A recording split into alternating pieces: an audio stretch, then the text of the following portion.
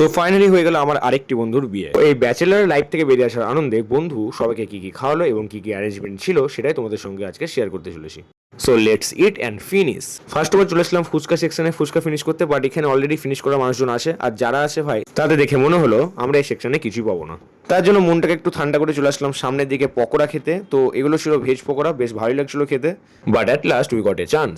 যখন যার বিয়ে হয় তখন তো সে একদিনের জন্য সেলিব্রিটি হয়ে যায়, আর তার জন্যই তার সাথে ছবি তোলা তো মাস্ট। সো আমরা চলে গেলাম পোজ নিয়ে দাঁড়াতে, বাট এখানে আমি কই, আরে আমি তো ভিডিও করছি, বাট আমাকে না নিলে কিন্তু আমি ভিডিও দেবো না।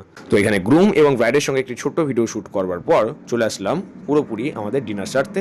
তো কলাপাতা দিয়ে খাবারকে সার্ভ করা হবে, বাট আমার বন্ধুরা ভাবলো কলাপাতাকেই খেতে হবে নাকি। অনেকদিন পর দেখা। অনেকদিন পর দেখা, রকি বিয়ে করলো।